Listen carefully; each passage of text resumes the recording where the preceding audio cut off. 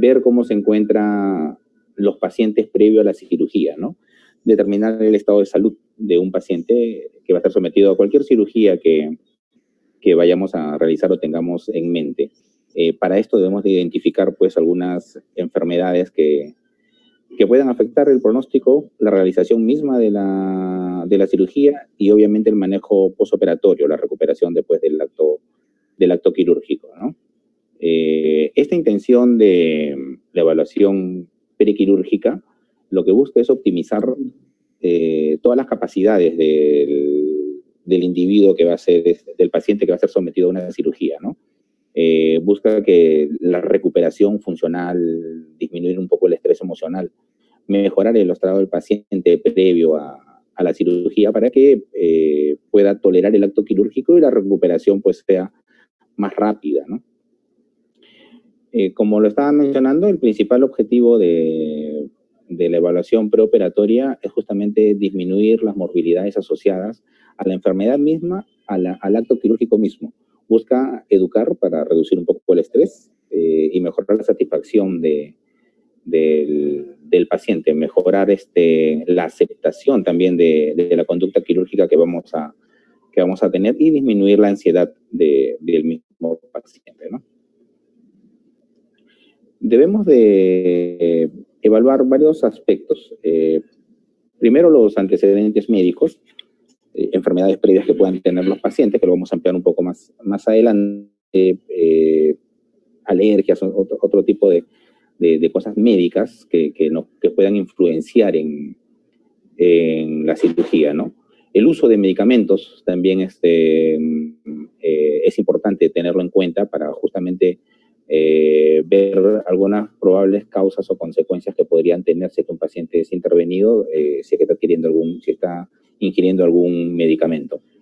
La exploración física, como en cualquier acto médico, la exploración física por parte del cirujano o del anestesiólogo o del médico indicado es importantísima. Y bueno, el laboratorio, que es un ítem aparte que lo vamos también a mencionar principalmente para algunas enfermedades, ¿no?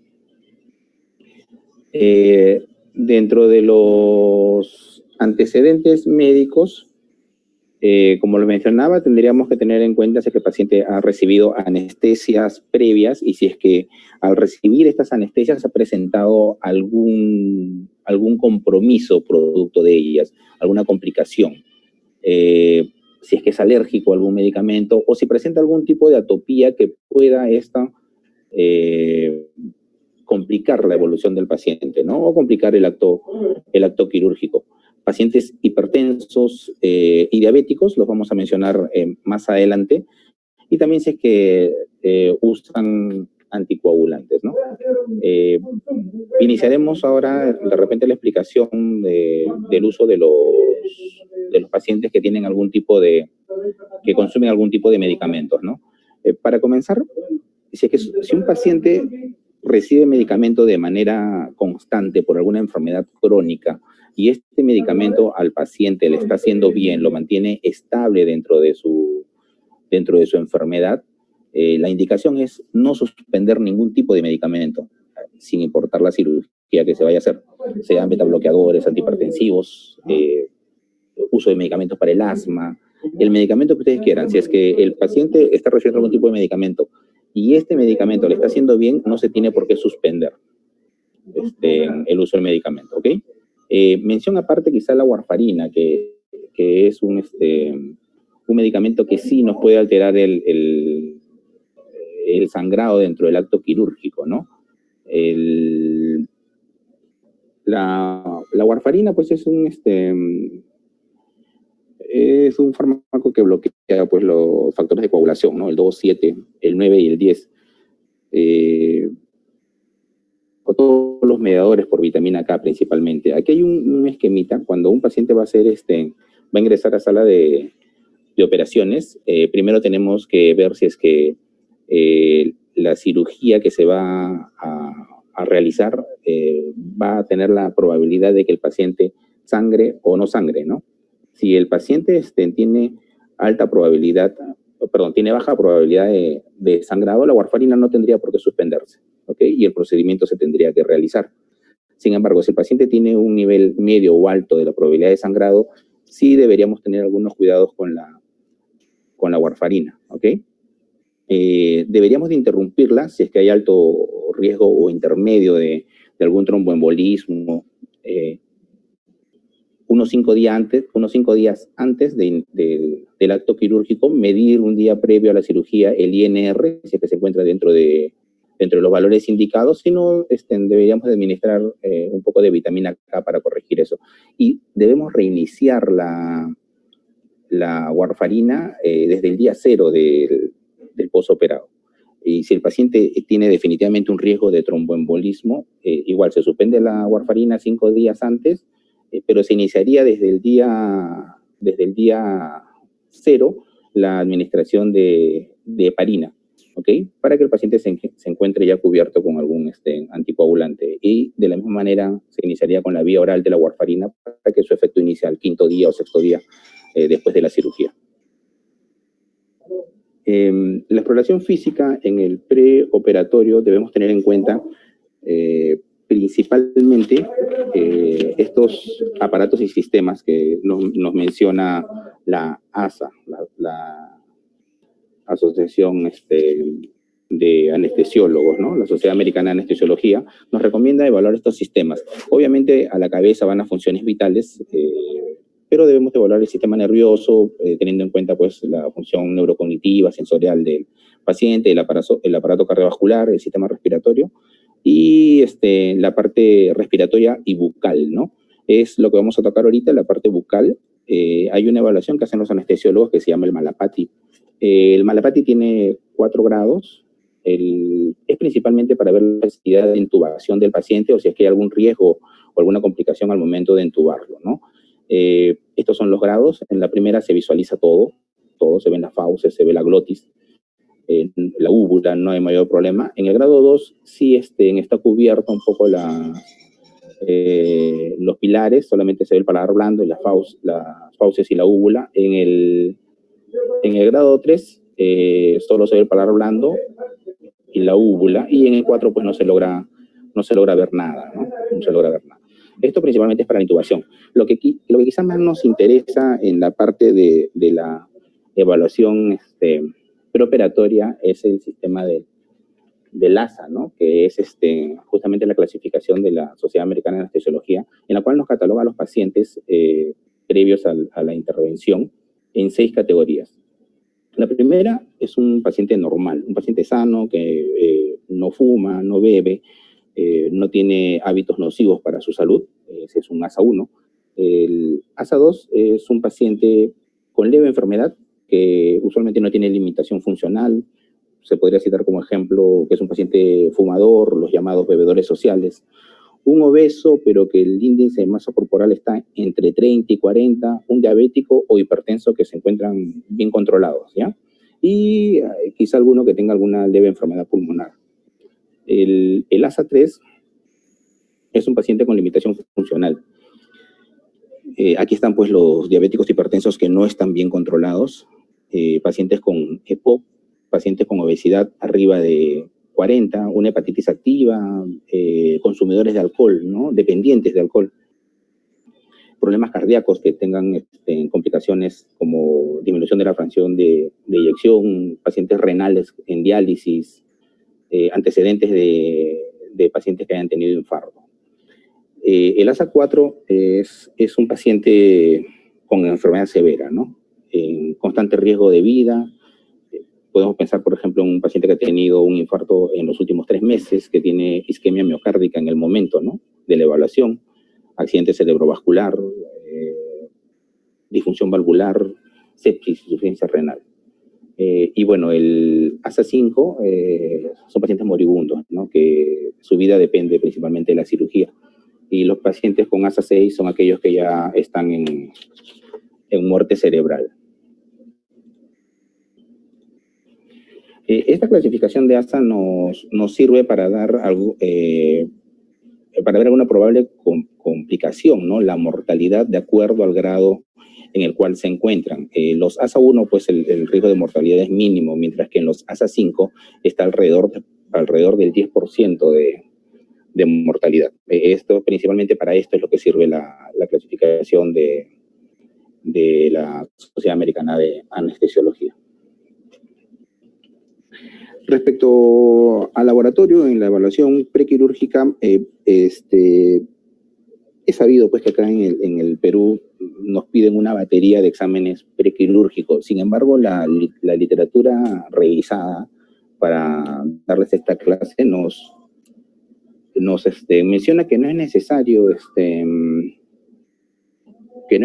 que todos los pacientes tengan una batería de exámenes. Más bien, solamente deberían orientarse si es que existe alguna patología previa o alguna sospecha diagnóstica, ¿ok? Por ejemplo, podemos individualizar los exámenes de potasio en pacientes que usan diuréticos, la glucosa en los diabéticos, hemoglobina en cirugías que probablemente estemos pensando que van a ser sangrantes. Las pruebas de coagulación y anticoagulación en general no son necesarias, y aquellos pacientes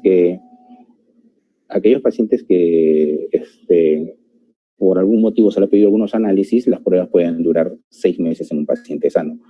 Se debería pedir radiografía de tórax en aquellas personas que estamos sospechando de alguna enfermedad respiratoria, igual que pruebas de función pulmonar en asmáticos, obesos. En ellos sí de repente debemos estar pidiendo algunas pruebitas adicionales, ¿no? El electrocardiograma, aquí hay artículos que mencionan algunos que deberían tomársele a todos los pacientes arriba de 50 años, otros dicen de 60. La mayoría de la literatura sugiere que los pacientes sintomáticos, que son varones, deberían tomarse un electrocardiograma arriba de 45 años y mayores de 50 años en mujeres. Sin embargo, como les mencioné, aquí en el Perú estamos acostumbrados o nos tienen acostumbrados a pedirnos una serie de exámenes por diferentes motivos. Primero, a la cabeza, hemograma con hemoglobina, para ver si el paciente está séptico, si no está séptico. Tiempo de coagulación y sangría, sospechando de repente de algún probable sangrado que pueda tener en la cirugía, ¿no? Glucosa, urea, creatinina, que son funciones para ver cómo se encuentra la función renal, si es diabético, si está controlado, si no está controlado. Grupo y factor entre la probabilidad de transfusiones, ¿no? Y algunas pruebas serológicas como ELISA para VIH y BDRL. Esto principalmente para proteger al personal que va a entrar a sala de operaciones. Pero la literatura nos comenta de que los exámenes deberían ser individualizados para cada paciente que va a ingresar a sala de operaciones de acuerdo a las comorbilidades que puedan existir o ante las sospechas diagnósticas que se puedan tener previas a la cirugía.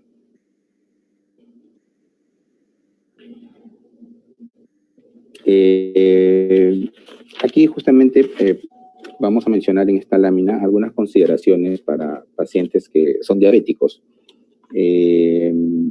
Glicemias mayores a 140 o 180 aumentan la morbilidad y la estancia hospitalaria en pacientes que son intervenidos a cirugías, ¿no? Acá menciono arriba de 80 miligramos por decilitro, porque este valor es principalmente para cirugías cardíacas, ¿ok? Pero para la mayoría de las cirugías, arriba de 180 ya estamos pensando que el paciente probablemente pueda presentarnos alguna complicación en el postoperatorio, ¿ok? En estos pacientes que son diabéticos sí tenemos que hacer algunos estudios, sobre todo en los que no están siendo controlados. Se les debe pedir los órganos o sistemas los cuales afecta esta enfermedad, problemas cardíacos, problemas renales, ¿no? Debemos necesariamente de pedir o hacer una búsqueda de alguna falla de estos órganos, ¿no? El paciente diabético, principalmente, que no está controlado, no va a presentar definitivamente, o en la mayoría de los casos, mayor cantidad de infecciones postoperatorias. Cuando se le toma una hemoglobina glicosilada en un paciente que está recibiendo tratamiento para la diabetes de manera constante, un valor adecuado como corte es 6.5%. Arriba de ellas ya estamos pensando que el paciente no está controlado y puede existir la posibilidad de que nos haga alguna complicación como la que estaba mencionando hace un momento.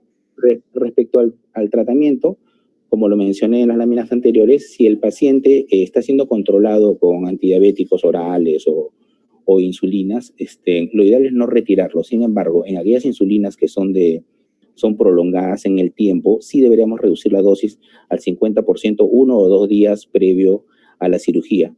Y los medicamentos de uso continuo bioral sí se deberían suspender tan solo el mismo día, ¿no? Y deberíamos pasarlos a insulina R, escala móvil, para ver cualquier pico de glucosa para tratar de controlarlo si es que se presenta previo a la cirugía, ¿no?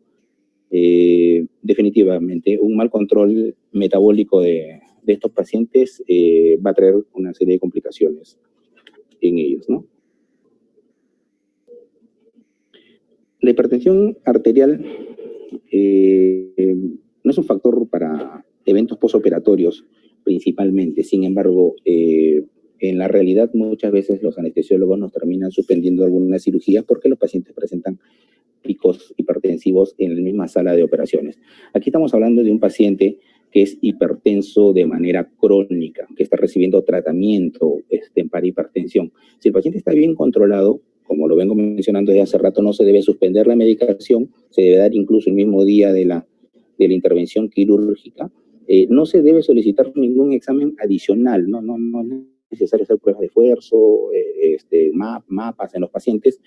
En la revisión bibliográfica que hice para esta clase había una comparación entre aquellos pacientes que son operados, hipertensos crónicos, que están controlados versus a los que le quitan la medicación y los mandan a pedirle alguna prueba adicional.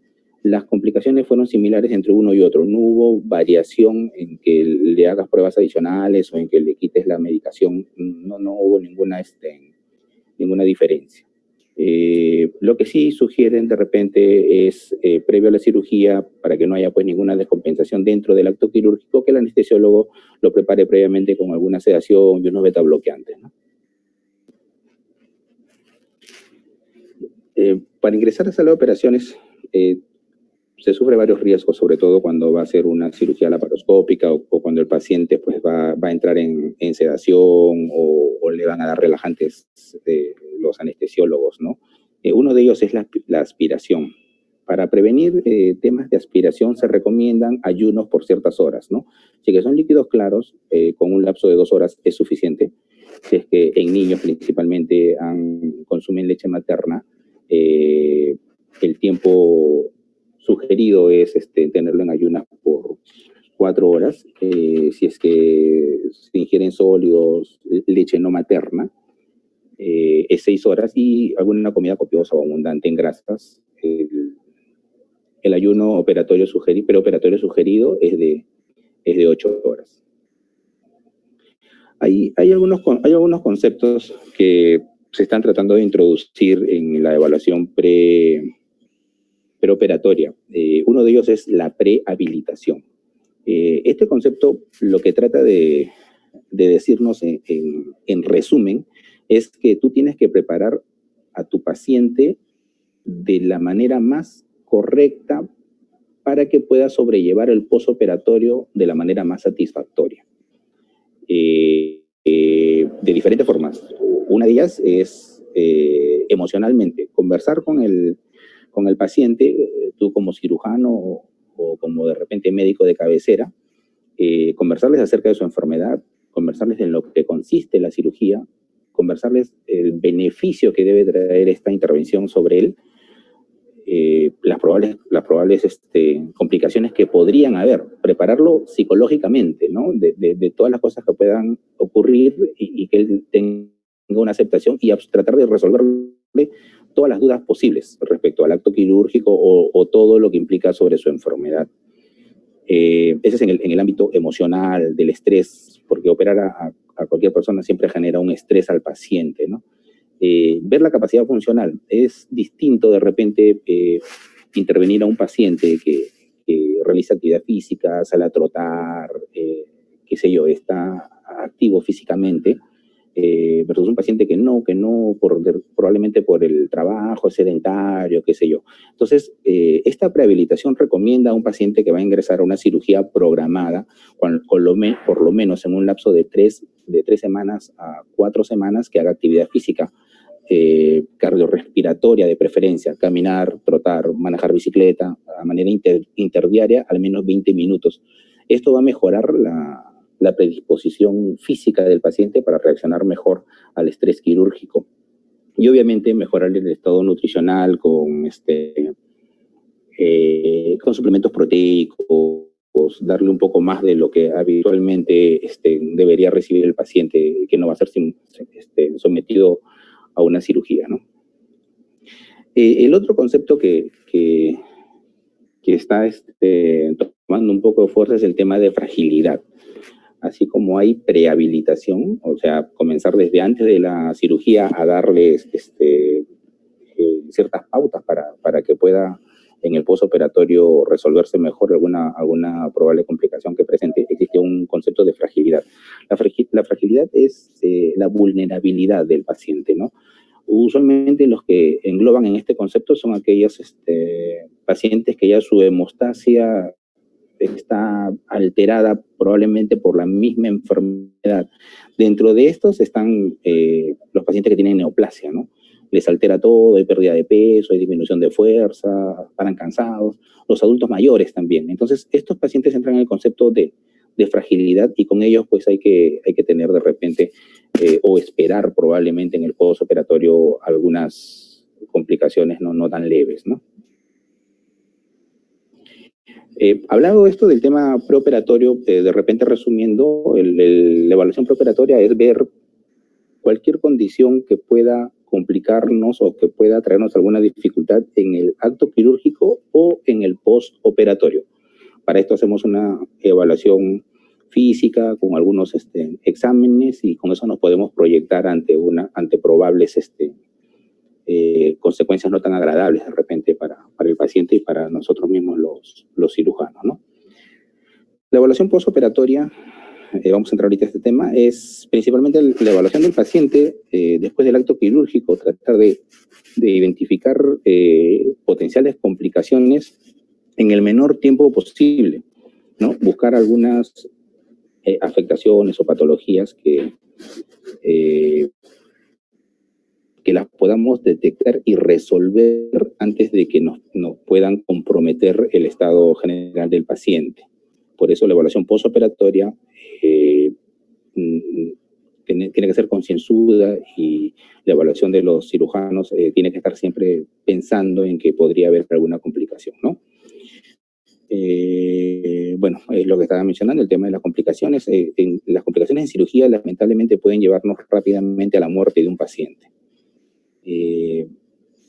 Vamos a tocar ahora algunas complicaciones más comunes, como son la fiebre, el hilio postoperatorio y las náuseas y vómitos. Es lo más común que vemos en el postoperatorio de los pacientes que ingresan a sala de operaciones en una cirugía programada, ¿no?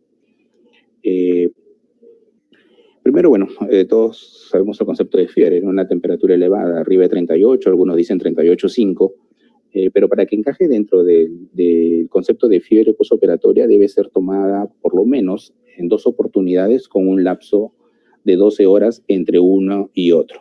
El medir, pues, la temperatura es fácil, ¿no? Hasta en casa se puede medir. El personal de enfermería, el personal técnico lo hace, nosotros mismos lo podemos hacer. Lo que debemos tener en cuenta respecto a la fiebre es que no necesariamente nos está traduciendo un estado infeccioso en un paciente postoperado, ¿ok? La fiebre que se puede presentar en un paciente postoperado puede ser también una fiebre inflamatoria, o sea, una fiebre de reacción del organismo contra la agresión que es la cirugía. Hacer una incisión a un paciente, manipular las asas intestinales, hacer una resección, hacer una anastomosis, todo eso es una agresión al individuo, al paciente. Y el paciente responde a esto de una de las maneras es elevando su temperatura, ¿ok? Entonces, todo paciente que nos hace fiebre en el postoperatorio no necesariamente nos traduce un cuadro infeccioso. Es más, los cuadros infecciosos en el postoperatorio por fiebre son menos del 50%, o sea, menos de la mitad de los pacientes van a tener una infección si es que presentan fiebre en el postoperatorio. Y lo recalco nuevamente al final que no necesariamente es un marcador de infección, ¿okay? Esto de aquí más o menos es una explicación rápida de lo que les he estado tratando de decir sobre la temperatura. Cuando nosotros realizamos una cirugía, tenemos una respuesta del organismo ante la agresión de lo que significa la cirugía. Esta respuesta es la respuesta inflamatoria. La respuesta inflamatoria puede generar citoquinas como cualquier inflamación y esto nos puede producir fiebre. Esto es lo más común, más del 50% de fiebre en el postoperatorio es a causa de esto. Menos del 50% es por una causa infecciosa, que igual nos va a producir citoquinas, igual nos va a producir fiebre. En este caso, primero viene la infección y producto de la infección hay una respuesta inflamatoria del organismo. El conocer los tiempos de aparición de fiebre nos puede orientar a algunas probables enfermedades. La fiebre en el postoperatorio la clasifican en 3 categorías, una fiebre aguda, subaguda y diferida. La aguda se divide también en 3, que es lo que vamos a tocar el día de hoy, vamos a ver los tiempos en un momento.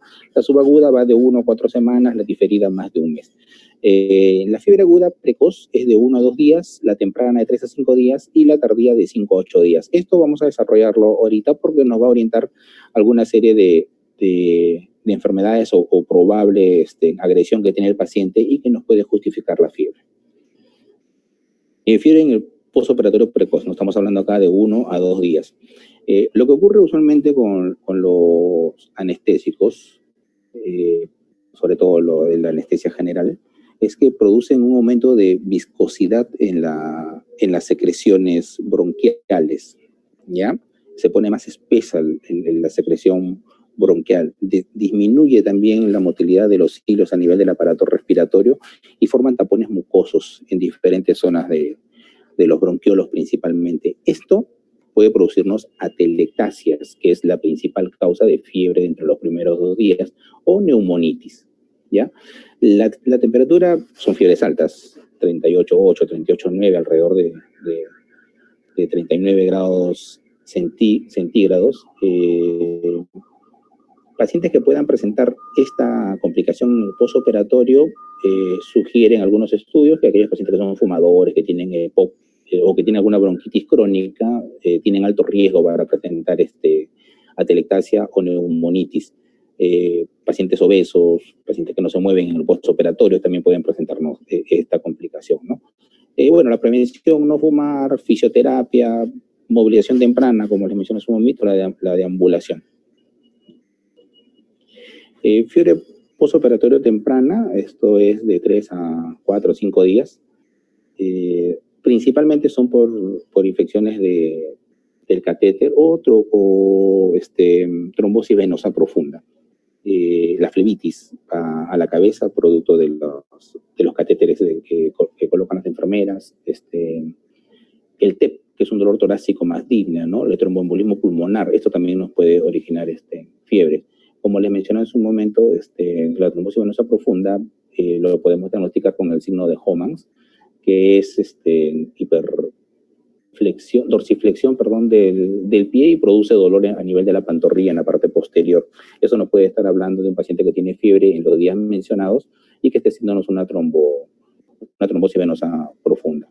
La prevención, bueno, médicas mecánicas, ponerles ahí vendajes a los pacientes cuando ingresan a la sala de operaciones, profilaxis con heparina, como habíamos mencionado hace un momento cuando estábamos hablando de la alternativa a la warfarina.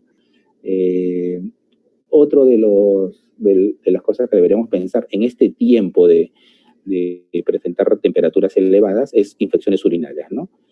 Usualmente el uso de sondas a veces las mantenemos por mucho tiempo de manera innecesaria.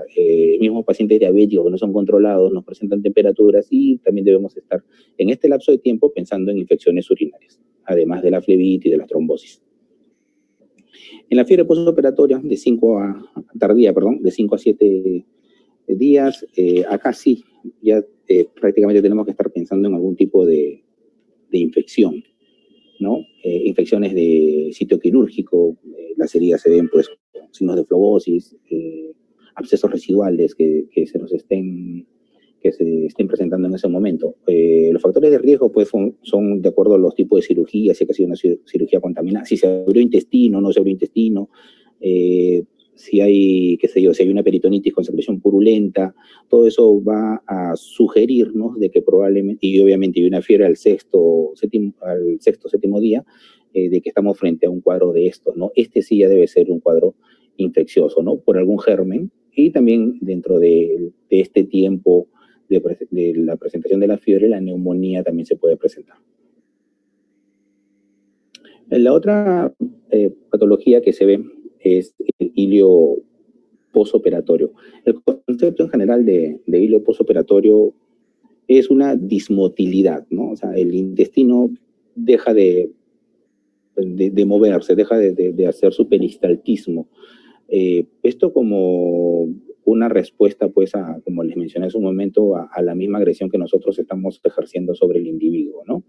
El hilo posoperatorio debería resolverse de manera rápida y no hay usualmente necesidad de hacer o administrar algún medicamento, ¿no? Si es que el hilio está, porque se trabajó sobre el intestino delgado, usualmente a las 24 horas debe estar rompiendo. Si es que se trabajó sobre el estómago, es un poquito más, hasta 2 días, y en el colon refieren que puede llegar hasta 3 días el hilo posoperatorio.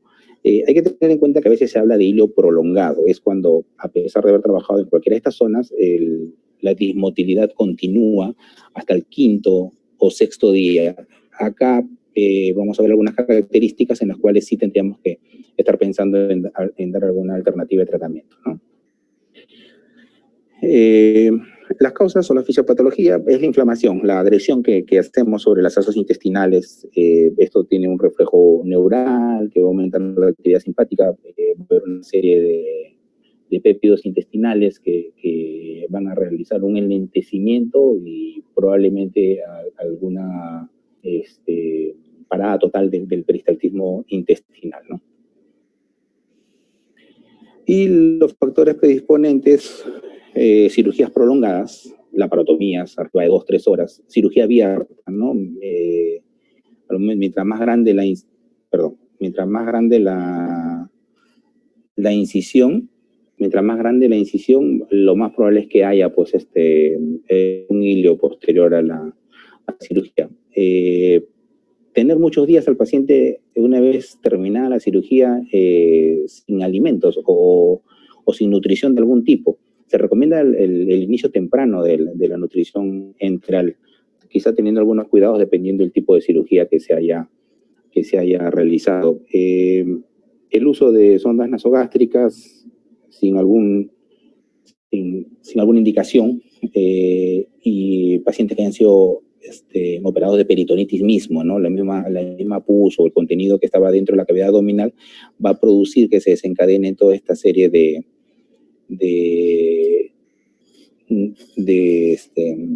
factores que vayan a hacer el enlentecimiento de la motilidad intestinal y el paciente puede entrar en hilo, ¿no? Como lo mencioné hace un momento, las colecciones intraabdominales, transfusiones de sangre también, cuando un paciente entra a sala de operaciones y le transfunden sangre, también pueden ser un factor para que presente hilo en el postoperatorio. Uso de opioides y la hipocalemia. El potasio dentro del asa intestinal ayuda a la motilidad. Cuando hay hipocalemia, pacientes con potasio menos de 3.5, menos de 3, pueden presentar también un hilo postoperatorio, ¿no? Bueno, la clínica... Para esto llevar.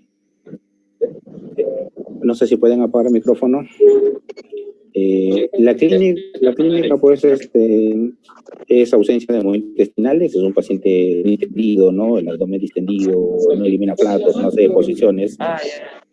Y hay un dolor difuso, permanente, persistente, que no lo localizan bien, acompañado siempre de náuseas y vómitos que ya pues que dificulten la ingesta oral.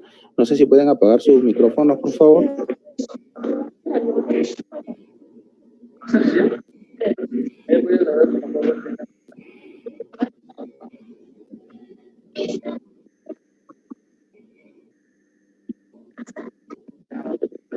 A ver, continúo, ¿ya?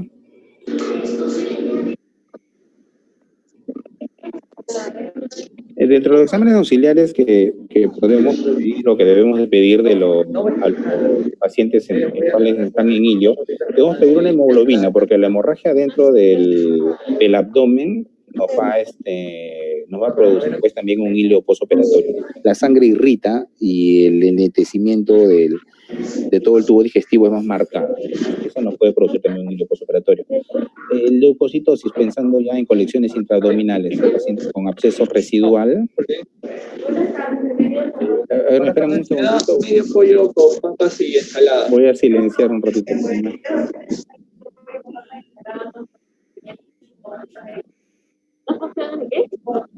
Ya.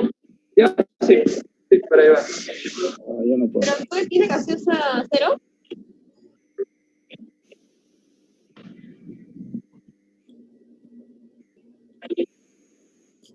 Listo, aló, ahora sí. Ya, entonces le decía, les repito nuevamente esta lámina, pacientes que han presentado hemorragia o que tienen sangre dentro de la cavidad abdominal en el postoperatorio van a producirnos un hilio, ¿ok? Y por eso pedimos hemoglobina como control en los pacientes que están presentando un hilio postoperatorio. Leucocitosis, si es que estamos sospechando de alguna colección intraabdominal. Todos los pacientes que tienen pus o abscesos dentro del abdomen van a producir un enlentecimiento y un hilio, ¿ok? Entonces, si el paciente fue operado y le hacemos una ecografía con leucocitosis y picos febriles, debemos estar pensando en un absceso residual y probablemente este paciente nos haga un hilio. Iones, como les mencioné hace un momento, la hipocalemia, la hipomagnesemia, porque cuando hay magnesio bajo en el organismo también nos tienden a hacer hipocalemia, ¿no? De por sí, la creatinina y la urea elevada nos producen hilio, ¿ya? Al igual que la amilasa y la lipasa. Estos son hilos metabólicos, estos dos, pero dependiendo de la cirugía, pueden presentarse en un paciente posoperado y definitivamente pueden traernos esta complicación que es el hilo posoperatorio. La radiografía de abdomen simple la solicitamos justamente para quizás hacer la diferencia entre un hilio y una obstrucción mecánica o de cualquier otro tipo. La diferencia es principalmente el contenido de líquido y gas, ¿no? Alguna literatura dice que los pacientes que están con hilo contienen más gas que líquido, mientras que los pacientes que están obstruidos contienen más líquido que gas dentro de las asas intestinales. Sin embargo, la clínica es muy similar, tendríamos simplemente que evaluar bien al paciente para poder decidir cuál de las dos es. Los tratamientos sugeridos para pacientes que han presentado hilio es analgesia epidural, dejar pues catéteres peridurales por parte del anestesiólogo y tenerlo con esos medicamentos durante 48 a 72 horas. Hacer cirugías mínimamente invasivas, o sea, que predominen las laparoscopías sobre las laparotomías. Las incisiones necesariamente el tamaño adecuado, no ser incisiones demasiado grandes y no manipular las vísceras si no es necesario, porque mientras más manipulamos las vísceras y más grande la incisión, lo más probable es que el paciente nos haga un hilo postoperatorio.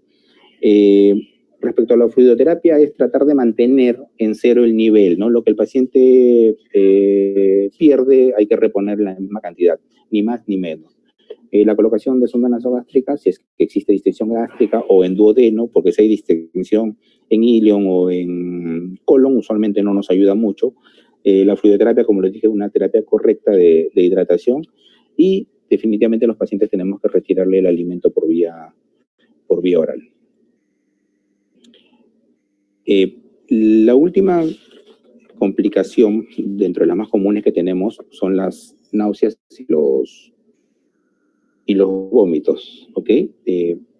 Esto puede ser una complicación o puede ser un síntoma, como lo vimos hace un momento, en el hilo postoperatorio los pacientes tienen náuseas y vómitos, ¿no? Pero de por sí solo, sin complicación, sin tener hilo postoperatorio, los pacientes pueden presentar náuseas y vómitos.